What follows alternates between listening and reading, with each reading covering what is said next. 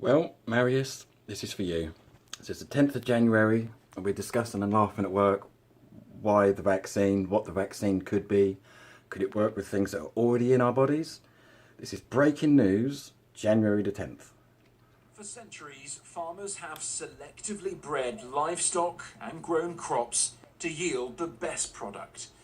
But that natural process could be heading for the lab. The government is consulting on whether to allow gene editing in England. What? Modification of DNA in plants and animals to make them healthier and stronger.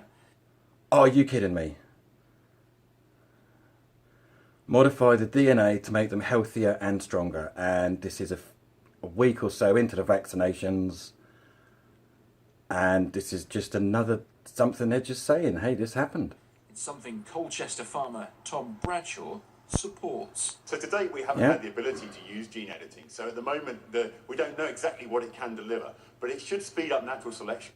You don't know exactly what it can do? Because it's just supplementing the natural process in the lab. It's much more targeted, so it should speed up the development of these varieties, bringing in more disease resistance, which should lower the amount of artificial inputs. Should do, yeah. We have to use.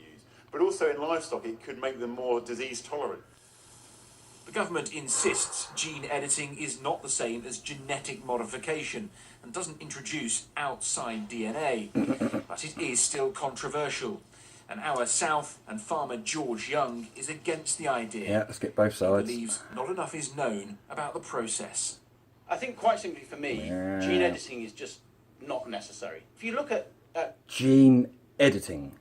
1 week into everybody being vaccinated, they're all of a sudden just going to, hey, let's genetically modify the animals. British farming over the past 50, 60 years, there are many things we've done thinking that they were the right things to be doing. And then Gene a decade, editing. 2 decades, 3 decades later, I mean, you look at the issues we've got with fertiliser pollution, if you look at the issues we're getting with various pesticides we used to think that were safe, we didn't know about that when we first utilised those technologies. It's exactly the same now. We're utilising a technology we don't Exactly the same. fully understand, and we don't need it. The idea of allowing gene editing is now only possible out of the EU, but that poses another problem. So it's only because Brexit. So because of Brexit, now we can edit the genes. God. Well, let's just hope that that's not what they put in the vaccination. Let's just hope. I know I'm not going to have it. If gene editing of our livestock and crops was allowed in England, there is another big area of concern: trade.